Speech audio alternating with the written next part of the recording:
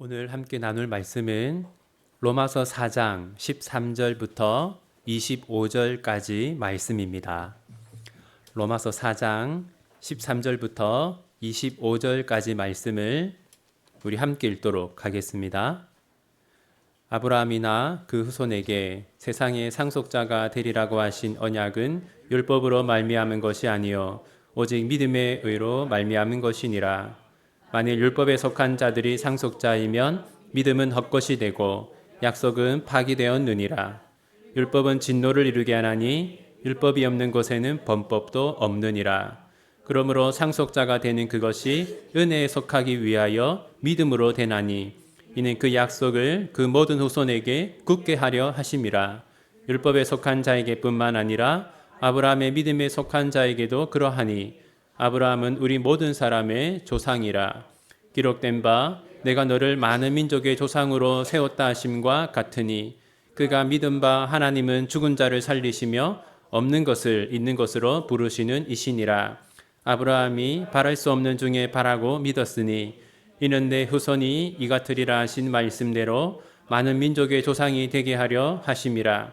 그가 백세나 되어 자기 몸이 죽은 것 같고 사라의 태가 죽은 것 같음을 알고도 믿음이 약하여지지 아니하고 믿음이 없어 하나님의 약속을 의심하지 않고 믿음으로 견고하여져서 하나님께 영광을 돌리며 약속하신 그것을 또한 능히 이루실 줄 확신하였으니 그러므로 그것이 그에게 의로 여겨졌느니라.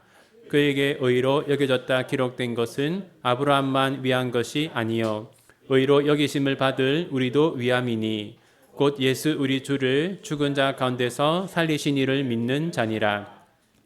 우리가 범죄한 것 때문에 내줌이 되고 또한 우리를 의롭다 하시기 위하여 살아나셨느니라. 아멘. 우리는 하나님의 자녀입니다. 자녀의 특권 가운데 하나는 부모의 재산을 상속받는 것입니다. 따라서 우리도 하나님의 자녀이기 때문에 하나님의 재산을 상속받습니다. 오늘 본문 13절 우리 한 번 더 읽겠습니다. 아브라함이나 그 후손에게 세상의 상속자가 되리라고 하신 언약은 율법으로 말미암은 것이 아니요 오직 믿음의 의로 말미암은 것이니라. 이 13절 말씀 보시면 하나님은 우리에게 세상을 상속해 주신다고 약속하셨습니다. 여기서 말하는 세상은 이 세상이 아니라 다음 세상, 즉 천국을 의미합니다. 그런데 여러분, 만약에 천국을 상속받는 조건이 율법이라면 우리가 율법을 잘 지켜야만 천국을 상속받을 수 있다면 과연 우리가 천국을 상속받을 수 있겠습니까? 14절 우리 함께 읽겠습니다. 만일 율법에 속한 자들이 상속자이면 믿음은 헛것이 되고 약속은 파기되었느니라. 14절은 이런 뜻입니다. 만약 천국을 상속받는 조건이 율법이라면 하나님의 약속은 파기된다. 이루어질 수가 없다는 것이죠. 왜 율법이 기준이 되면 우리는 아무도 천국을 상속받지 못합니까? 그 이유는 다음과 같습니다. 15절 함께 읽겠습니다. 율법은 진노를 이루게 하나니 율법이 없는 곳에는 범법도 없느니라. 율법이 무엇을 이룬다고 합니까? 진노를 이룬다고 합니다. 이 말은 율법이라는 것은 우리에게 구원을 주는 도구가 아니라 우리가 죄인임을 깨닫게 하는 도구라는 것이죠. 우리가 하나님의 진노 아래 있다는 것을 율법이 우리에게 알려준다라는 겁니다. 율법, 즉 하나님의 말씀에 우리를 비추어 보면 우리는 무엇을 알게 됩니까? 내가 정말 하나님 말씀을 어기면서 살아가는구나. 나는 죄인이구나. 나는 하나님의 진노 아래 있는 존재이구나 라는 것을 알게 되죠. 이처럼 율법으로는 천국을 상속받을 수가 없습니다. 그렇다면 무엇으로 천국을 상속받을 수 있습니까? 여러분 16절을 한번 보십시오. 16절 앞부분을 보시면요. 그러므로 상속자가 되는 그것이 은혜에 속하기 위하여 믿음으로 되나니. 여러분, 무엇으로 천국을 상속받는다고 말합니까? 믿음으로 천국을 상속받는다고 말하죠. 율법이 아니라 믿음으로 천국을 상속받습니다. 그런데 여러분, 왜 하나님은 율법이 아니라 믿음을 보시고 천국을 상속해 주실까요? 16절을 보면요. 16절 앞부분을 한 번 더 보시면 하나님이 믿음으로 천국을 상속하시는 이유를 이렇게 말합니다. 그러므로 상속자가 되는 그것이 은혜에 속하기 위하여 믿음으로 되나니. 은혜에 속하기 위하여. 다시 말해서 우리가 천국을 상속받는 것이 우리의 자격이나 능력 때문이 아니라 하나님의 은혜 때문임을 알게 하시려고 율법이 아니라 믿음으로 우리에게 천국을 주시는 겁니다. 에베소서는 이 주제를 좀 더 구체적으로 말하는데요. 에베소서 1장 6절 함께 읽겠습니다. 이는 그가 사랑하시는 자 안에서 우리에게 거저 주시는 바 그의 은혜의 영광을 찬송하게 하려는 것이라. 여러분, 만약에 천국과 지옥을 나누는 기준이 율법이었다면 우리는 어떻게 되었겠습니까? 우리는 지옥에 가는 것이 확실했을 것이고 우리의 입에서는 날마다 절망과 탄식이 터져 나왔을 겁니다. 우리가 율법을 어길 때마다 우리는 우리의 인생의 마침이 지옥이라는 것 때문에 날마다 슬퍼하고 괴로워했을 겁니다. 그런데 우리에게는 정반대의 일이 일어났죠. 하나님이 아무런 자격이 없는 우리 같은 죄인들을 다만 믿음을 보시고 우리에게 천국을 선물로 주셨습니다. 따라서 우리의 입에서는 절망과 탄식이 터져 나오는 것이 아니라 감사와 찬양이 나오고 있죠. 지금까지 바울은 천국을 상속받는 기준이 율법이 아니라 믿음이라고 말했습니다. 그렇다면 여러분, 우리는 어떤 믿음을 가져야 할까요? 바울은 아브라함의 믿음을 가지라고 하면서 아브라함의 믿음이 어떤 특징을 가지고 있는지를 이렇게 말합니다. 18절 함께 읽겠습니다. 아브라함이 바랄 수 없는 중에 바라고 믿었으니 이는 내 후손이 이 같으리라 하신 말씀대로 많은 민족의 조상이 되게 하려 하심이라. 18절 앞부분을 보십시오. 아브라함이 바랄 수 없는 중에 바라고 믿었으니. 첫 번째, 아브라함의 믿음은 불가능한 것을 믿는 믿음이었습니다. 도저히 바랄 수 없는 것을 바라는 믿음이었습니다. 여러분, 우리는 잘 알고 있죠? 아브라함은 100살이었고 사라는 90살이었습니다. 자녀를 낳는 것은 불가능했어요. 그런데 아브라함은 하나님이 자녀를 주실 것이라고 믿었습니다. 이처럼 하나님이 우리에게 바라시는 믿음은 불가능한 것을 믿는 믿음입니다. 하나님은 불가능한 것도 이루신다라는 것을 믿어야 합니다. 여러분, 우리는요, 상황과 환경을 따지면서 믿을 때가 많습니다. 우리가 보기에 지금 상황이 믿을만 하면 믿고, 지금 상황이 믿기 어려우면 믿지 않는 경우가 많습니다. 그것은 하나님이 원하시는 믿음이 아닙니다. 하나님이 원하시는 믿음은 우리 하나님은 불가능한 것도 가능하게 하신다는 믿음입니다. 그리고 두 번째, 아브라함의 믿음은 약해지지 않는 믿음이었습니다. 19절 함께 읽겠습니다. 그가 100세나 되어 자기 몸이 죽은 것 같고 사라의 태가 죽은 것 같음을 알고도 믿음이 약하여지지 아니하고. 여러분, 그 당시 아브라함의 나이는 100살이었죠. 만약 아브라함이 자신의 몸을 계속 보았다면, 몸의 상태를 계속 보았다면 아브라함의 믿음은 점점 약해졌을 것입니다. 그런데 아브라함은 자신의 상황을 보는 대신 하나님을 보았습니다. 그래서 아브라함의 믿음은 약해지지 않았습니다. 여러분, 지금 여러분을 둘러싼 환경은 어떠합니까? 어려움과 문제들이 가득하지 않습니까? 여러분을 힘들게 하는 상황과 환경만 계속해서 보고 있으면 여러분의 믿음은 어떻게 될까요? 약해지게 되겠죠. 그래서 우리는 상황이 아니라 하나님을 보아야 합니다. 그렇다면 아브라함이 하나님을 믿은 결과는 무엇입니까? 첫째, 아브라함은 믿음으로 견고해졌습니다.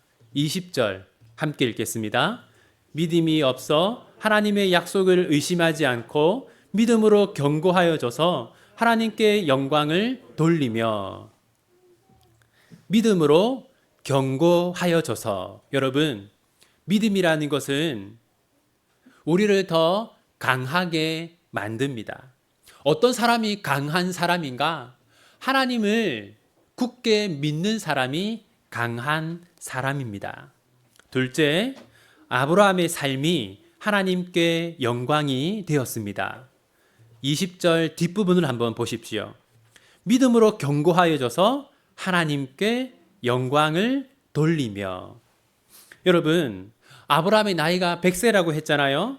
그러니까 아브라함은 자신의 육신을 의지하지 않았겠죠. 하나님만 의지했습니다. 그러자 하나님은 아브라함을 통해서 영광을 받으셨어요. 여러분, 바로 이것이 우리가 하나님께 영광을 돌리는 방법입니다.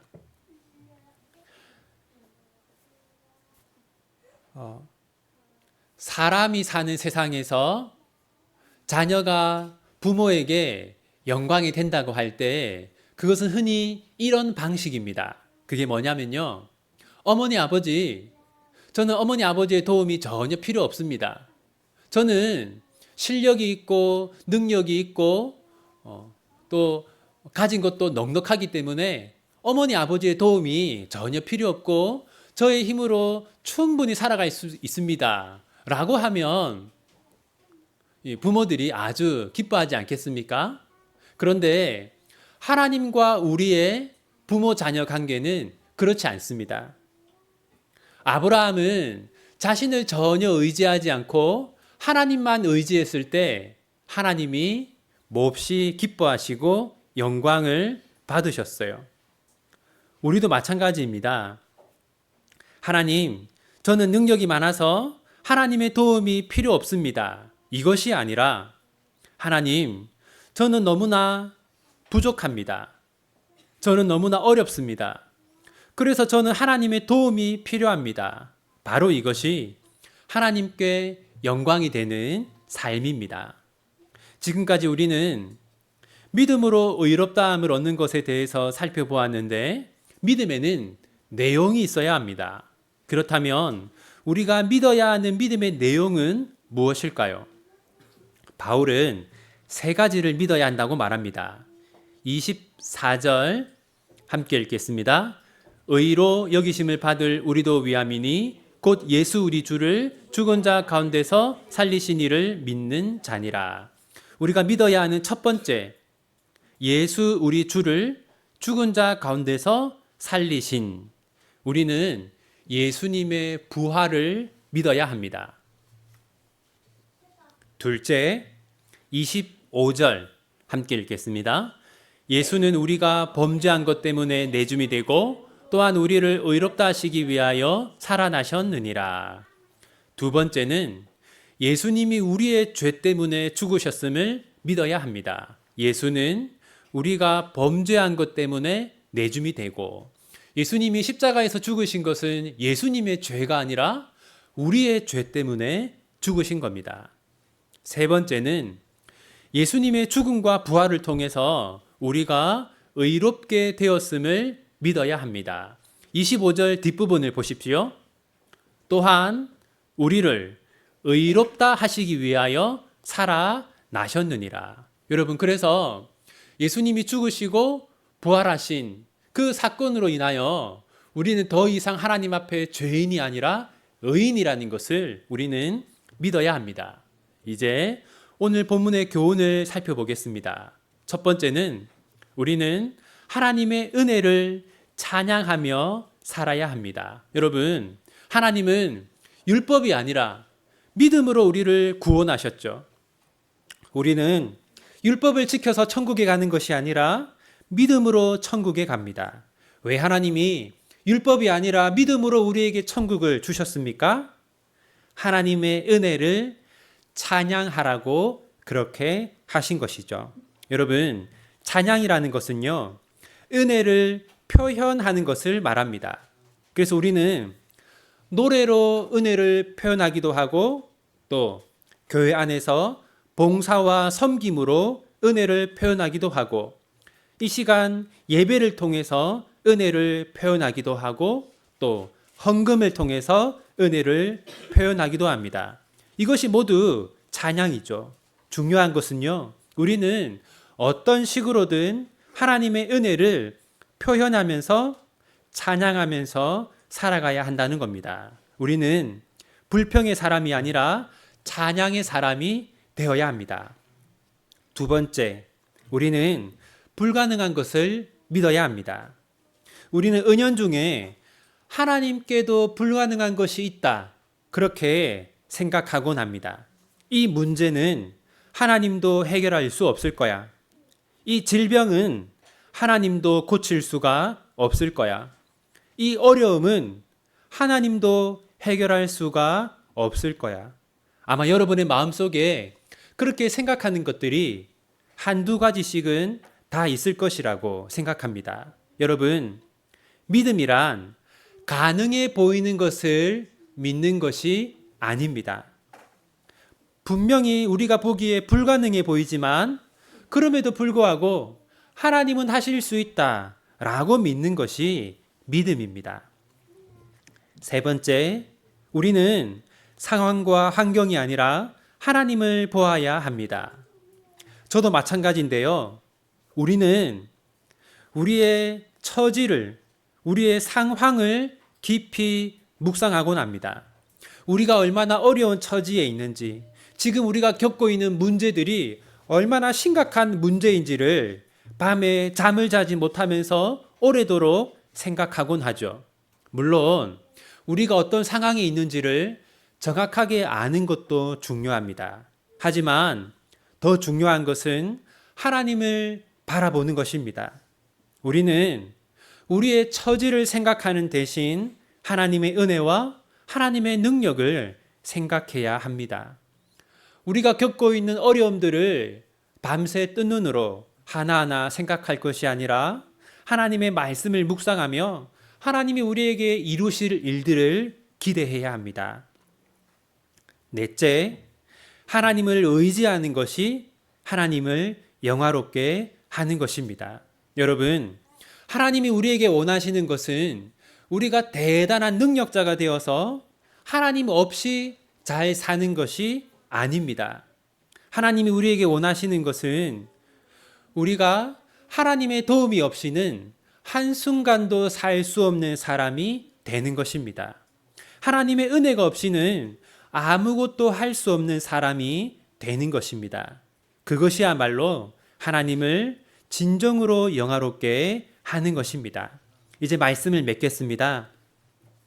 여러분, 우리는 감사보다 불평을 더 많이 하면서 살아가죠.